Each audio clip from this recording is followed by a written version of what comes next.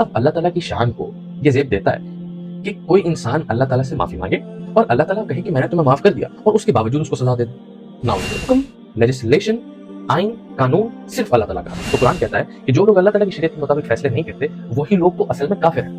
ہر خالق کسی مقصد کے تحت کسی چیز کی تخلیق کرتا ہے، اور اسی طرح اللہ تعالیٰ یعنی الخالق نے جب انسان کی تخلیق کی تو اس کے پیچھے بھی یقیناً کوئی نہ کوئی مقصد، کوئی نہ کوئی وجہ ضرور تھی. اب کسی چیز کا مقصد جاننا کیوں ضروری ہے؟ کیونکہ بے مقصد چیز بے معنی ہوتی ہے، اور اگر کوئی ایسی چیز ہو جو اپنے مقصد کو پورا نہ کرتی ہو تو اس کی کوئی حیثیت نہیں رہتی، اس کی حیثیت صفر ہو جاتی ہے. اسی لیے انسان کے لیے یہ جاننا کہ اس کی زندگی کا مقصد کیا تھا، اس کو پیدا کیوں کیا گیا اور اس کو دنیا پہ کیوں بھیجا گیا، یہ بہت اہم چیز ہے. اب یہ جاننے کے لیے ہمیں قرآن کی طرف رجوع کرنا پڑتا ہے، اور قرآن کھولتے ساتھ ہی اللہ تعالیٰ یہ بیان کر دیتے ہیں کہ انسان کو کیوں پیدا کیا گیا، اس کی تخلیق کیوں کی گئی اور اس کو زمین پہ کیوں بھیجا گیا. اللہ تعالیٰ فرماتے ہیں وَإِذْ قَالَ رَبُّكَ لِلْمَلَائِكَةِ إِنِّي جَاعِلٌ فِي الْأَرْضِ خَلِيفَةً. اللہ تعالیٰ ایک پکچر کھینچتے ہیں اس وقت کی جب انسان کو تخلیق کیا جا رہا تھا، اور فرماتے ہیں کہ اللہ تعالیٰ نے ملائکہ سے کہا، جب انسان کی تخلیق ہو رہی تھی تو ملائک بھی وہاں پہ موجود تھے، تو اللہ تعالیٰ نے ملائکہ سے کہا کہ میں اس انسان کی تخلیق کر رہا ہوں اور اس کو میں زمین پہ بھیجوں گا.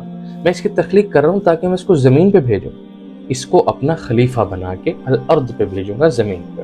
تو اس آیت سے یہ واضح ہو جاتا ہے کہ انسان کی تخلیق کا مقصد، اس کو زمین پہ بھیجنے کا مقصد یہ تھا کہ وہ زمین کی خلافت سنبھالے. اور اسی طرح سورہ ذاریات کے اندر اللہ تعالیٰ نے فرمایا وَمَا خَلَقْتُ الْجِنَّ وَالْإِنسَ إِلَّا لِيَعْبُدُونَ.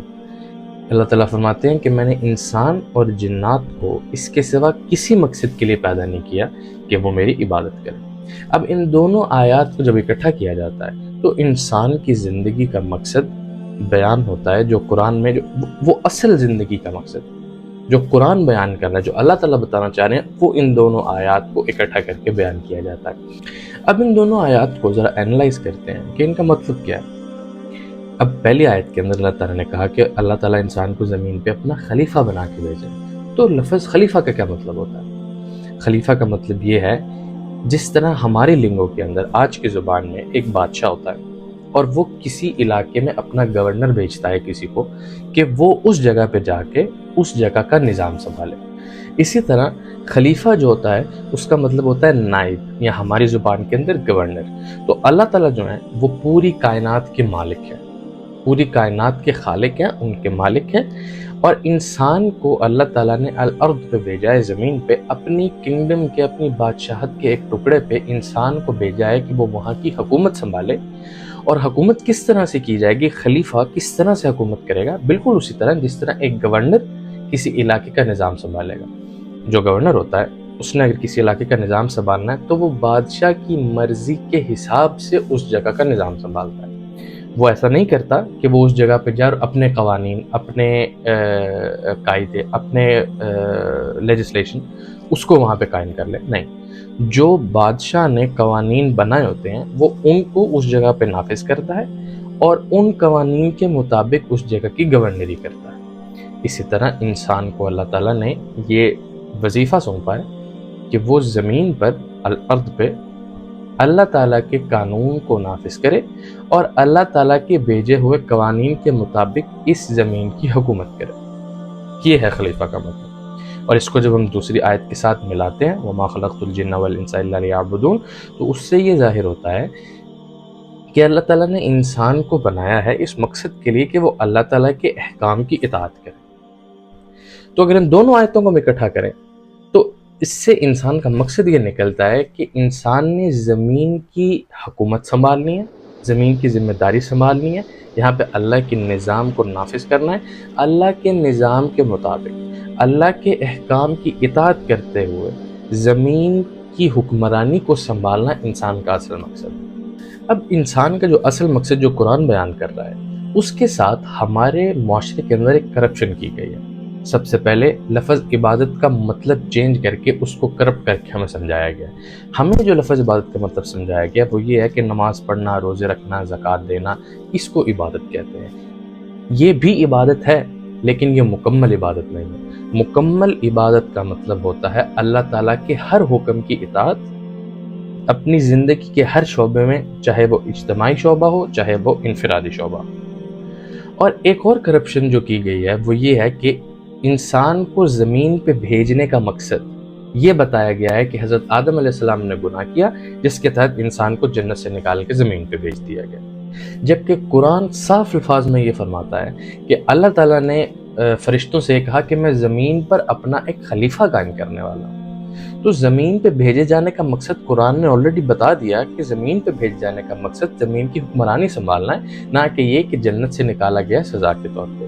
اس کا ثبوت قرآن خود دیتا ہے۔ چند آیات، اس آیت سے آگے جا کے کچھ چند آیات اگر آگے پڑھیں تو اس کے اندر قرآن بیان کرتا ہے کہ جب حضرت آدم علیہ السلام نے گناہ کا ارتکاب کیا تو انہوں نے توبہ کی، اور اللہ تعالیٰ نے کہا کہ فتاب علیہم، ہم نے حضرت آدم علیہ السلام کی توبہ قبول کر لی۔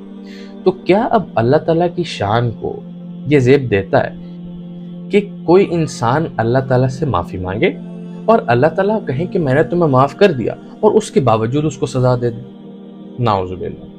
تو وہ دو آیات جو انسان کے مقصد کو بیان کرتی ہیں، ان دونوں آیات کے ساتھ کرپشن کی گئی، ایک زمین پہ بھیجنے والی آیت کے ساتھ اور دوسرا عبادت کے مفہوم کے ساتھ۔ یعنی ایک وہ انڈرسٹینڈنگ ہے، وہ سمجھ ہے جو ہمارے معاشرے نے ہمیں سکھائی، اور ایک وہ مقصد ہے زندگی کا جو قرآن ہمیں سکھاتا ہے۔ تو ان دونوں آیات کو ان کے اصل مفہوم میں سمجھیں تاکہ ہمیں یہ معلوم ہو سکے، تاکہ ہم یہ جان سکیں کہ انسان کی تخلیق کا مقصد کیا ہے۔ جب کوئی شخص یہ دعویٰ کر دیتا ہے کہ اشہد ان لا الہ الا اللہ، کہ میں یہ دعویٰ کرتا ہوں کہ اللہ سبحانہ و تعالیٰ میرے خدا ہے، تو اس کے بعد اللہ تعالیٰ کے تمام احکام کو ماننا اس کے اوپر فرض ہو جاتا ہے، کیونکہ اس نے اپنی زبان سے یہ اقرار کیا ہے کہ میں اللہ کو اپنا خدا مانتا ہوں۔ تو جب یہ دعویٰ انسان نے کر لیا تو پھر اللہ تعالیٰ قرآن کے اندر فرماتے ہیں ان اقیموا الدین ولا تتفرقوا، کہ میرے دین کو قائم کرو اور فرقوں میں نہ بٹو۔ تو انسان کے اوپر یہ فرض لازم ہو جاتا ہے، یہ فرض ہو جاتا ہے کہ وہ اللہ تعالیٰ کے دین کو دنیا کے اوپر قائم کرے۔ لیکن یاد رہے کہ اللہ تعالیٰ کو اپنے دین کو قائم کرنے کے لیے انسان کی کوئی ضرورت نہیں۔ اللہ تعالیٰ نے اپنے دین کو قائم کر ہی لینا ہے، چاہے کوئی انسان یہ کام کرے چاہے وہ نہ کرے، چاہے ہم وہ کام کریں یا نہ کریں، اللہ تعالیٰ نے انسانوں سے یہ کام لے ہی لینا ہے۔ اللہ تعالیٰ فرماتے ہیں قرآن کے اندر هو الذي ارسل رسوله بالهدى ودين الحق ليظهره على الدين كله ولو كره المشركون، ہم وہی ہیں جنہوں نے اپنے رسول کو ہدایت اور سچائی کے دین کے ساتھ بھیجا تاکہ وہ تمام دیگر مذاہب کے اوپر غالب آ جائے، بے شک مشرکوں کو اس سے جتنا مرضی بغض ہو۔ یعنی اللہ تعالیٰ نے قرآن کے اندر یہ وعدہ کر لیا ہے کہ اللہ تعالیٰ نے دین اسلام کو باقی تمام ادیان کے اوپر غالب کر دینا ہے۔ اب چاہے وہ ہم اس کے اندر حصہ ڈالیں یا نہ ڈالیں، دین تو غالب آ کر رہے گا، یا تو ہمارے تھرو یا ہمارے اوپر۔ اس آیت میں جو دین کا لفظ ہے اس کا عموماً ترجمہ مذہب کیا جاتا ہے، جو دین کے اصل اور مکمل مطلب کو واضح نہیں کرتا۔ دین کا اصل مطلب ایک پورا نظام حیات ہوتا ہے، یعنی اللہ تعالیٰ کے تمام احکامات، ان سب کو اگر اکٹھا کیا جائے اس کو دین کہا جائے گا۔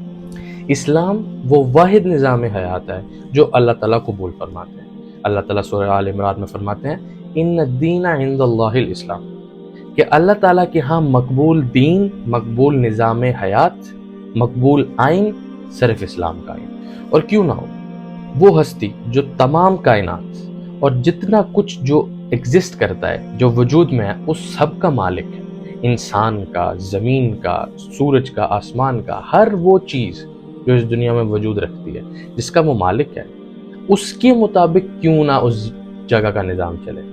جب کائنات کا تمام نظام اللہ تعالیٰ کی مرضی کے مطابق چلتا ہے تو زمین کا انتظام اللہ تعالیٰ کی مرضی کے مطابق کیوں نہ ہو۔ اللہ تعالیٰ قرآن میں فرماتے ہیں ان الحکم الا للہ، کہ حکم، لیجسلیشن، آئین، قانون صرف اللہ تعالیٰ کا حق ہے۔ اب ہم بات کرتے ہیں ان لوگوں کی جو اللہ تعالیٰ کی زمین کے اوپر، جس کا مالک اللہ ہے اور جس کے بارے میں اللہ تعالیٰ بیان کر رہے ہیں کہ ادھر کی حکومت، ادھر کا آئین، ادھر کا قانون، ادھر کا فیصلہ صرف اللہ کا حق ہے۔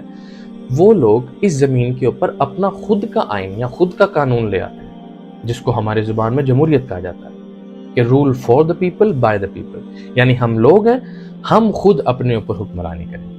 یا پھر اس طرح کے لوگ جو کسی ایک شخص کی اطاعت میں آ جاتے ہیں، حکومت کسی ایک شخص کو دے دیتے ہیں بادشاہت کے ذریعے یا کسی بھی اور طریقے سے، کسی بھی ہستی کو، کسی بھی شخص کو یا کسی بھی ادارے کو قانون کی ذمہ داری سونپ دیتے ہیں، فیصلے کی ذمہ داری سونپ دیتے ہیں۔ قرآن ان کے بارے میں کیا کہتا ہے؟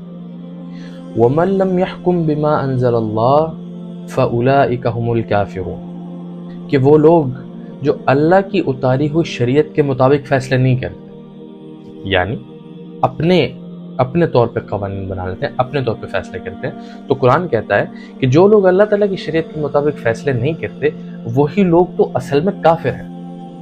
اور اسی طرح مزید 2 اور آیتیں اسی ٹاپک کے اوپر، وَمَن لَّمْ يَحْكُم بِمَا أَنزَلَ اللَّهُ فَأُولَٰئِكَ هُمُ الظَّالِمُونَ وَمَن لَّمْ يَحْكُم بِمَا أَنزَلَ اللَّهُ فَأُولَٰئِكَ هُمُ الْفَاسِقُونَ، یعنی وہ لوگ جو اللہ کی اتاری شریعت کے مطابق فیصلے نہیں کرتے وہی لوگ کافر ہیں، وہی لوگ ظالم ہیں اور وہی لوگ فاسق ہیں، یعنی غدار ہیں۔ اللہ کے قانون کے علاوہ، اللہ کی اتاری ہوئی شریعت کے علاوہ کسی بھی چیز کی اتباع کرنا اس چیز کو خدا ماننا ہے۔ جس طرح میں نے آپ کو عبادت کا مفہوم ابھی کچھ دیر پہلے بتایا کہ جو کرپٹ کر کے ہمیں سمجھایا گیا ہے، عبادت کا اصل مفہوم اللہ تعالیٰ کے تمام احکامات کی مکمل اطاعت ہے اپنی مرضی سے۔ اب اگر ہم اللہ تعالیٰ کے اتارے ہوئے قوانین اور شریعت کی اطاعت کرنے کی بجائے کسی انسان کی، کسی جمہور کی یا کسی اور ادارے کی، اس کے بنائے ہوئے قوانین کی ہم اطاعت شروع کر دیں تو قرآن کہتا ہے کہ آپ کافر ہو، جو کہ بالکل ٹھیک بات ہے، کیونکہ اگر آپ اللہ کے علاوہ کسی اور کے قوانین کی اطاعت کر رہے ہو، کسی اور کی عبادت کر رہے ہو، تو کیا آپ یہ دعویٰ کر سکتے ہو کہ اللہ تعالیٰ آپ کے خدا ہیں اور آپ صرف اللہ تعالیٰ کی عبادت کرتے ہو، جبکہ آپ اطاعت تو اللہ کے علاوہ کسی اور کے قانون کی کر رہے ہو؟ کیا اللہ کے علاوہ کسی اور کی عبادت کرنے کو شرک نہیں کہتے؟ یقیناً جو اللہ کے علاوہ کسی اور کی عبادت کرے یا اللہ کی عبادت میں کسی اور کو شریک ٹھہرا لے وہ مشرک ہے، اور بے شک وہ کافر ہے۔ جو اللہ کے اتارے ہوئے احکامات کے اوپر یقین نہیں رکھتا کہ ان کی اتباع کرنی چاہیے، یقیناً وہ کافر ہے۔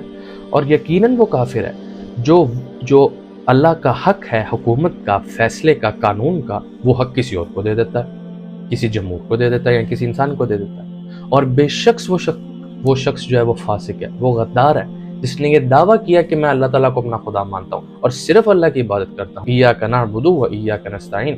بے شک وہ شخص غدار ہے جس نے یہ دعویٰ کیا اور پھر اطاعت وہ کرتا ہے کسی اور کے بنائے ہوئے قانون۔ ایسا شخص خود اپنے اوپر اللہ تعالیٰ کے عذاب کو دعوت دیتا ہے۔